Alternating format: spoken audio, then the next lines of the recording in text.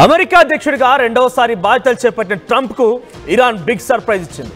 Under ground లో నిర్మించినటువంటి అత్యాధునిక నౌకాదళ క్షిపణిని ఆ స్థావరాన్ని ప్రపంచానికి మొట్టమొదటిసారిగా పరిచయం చేసింది ఇరాన్. అయితే ఈ మిసైల్ స్థావరాన్ని భూమి లోపల 500 మీటర్ల లోతులో నిర్మించారట. ఇందులో వందలాది అటాక్ బోట్స్ తో పాటుగా మిసైల్స్ ఉన్నాయని కూడా తెలుస్తోంది. ఈ వీడియో ఇప్పుడు సోషల్ మీడియాలో వైరల్ గా మారింది. అయితే ఈ స్థావరాన్ని ఖచ్చితంగా ఎక్కడ నిర్మించామనే విషయాన్ని ఇంకా ఇరాన్ బయట పెట్టలేదు. పర్షియన్ గల్ఫ్, హర్ముజ్ జలసంధి, ఓమన్ గల్ఫ్తో సహా ఇరాన్ వ్యూహాత్మకంగా ప్రాంతాల్లో ఎక్కడో ఒక చోట ఈ స్థావరం ఉంటుందని సమాచారం అందుతోంది. ఈ వీడియోలో కనిపించినటువంటి మిసైల్ బోట్స్కు అమెరికా యుద్ధ నౌకలను నాశనం చేసే సామర్థ్యం ఉందని విషయాన్ని కూడా ఈ యొక్క వీడియో ద్వారా వెల్లడించారు.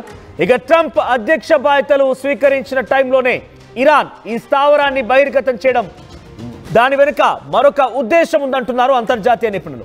బల ప్రదర్శనలో భాగంగానే ఈ స్థావరాన్ని ఇరాన్ ప్రపంచానికి పరిచయం చేసిందంటున్నారు. గతంలో అధ్యక్షుడిగా ఉన్నటువంటి సమయంలోనూ ఇరాన్ విషయంలో కఠినంగా వ్యవహరించారు ట్రంప్. ఇరాన్ పైన ఆంక్షలు విధించారు కూడా.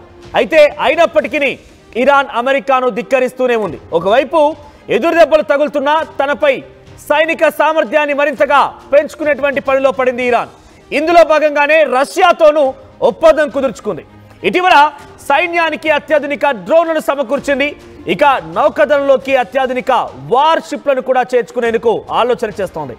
ఇజ్రాయెల్ నుంచి దాడులు ముప్పు ఉన్న నేపథ్యంలో కూడా ఇటువంటి ఇరాన్ అండర్ గ్రౌండ్ స్థావరాలు నిర్మిస్తున్నట్టుగా విశ్లేషకులు కూడా అభిప్రాయాలు వ్యక్తం చేస్తున్నారు.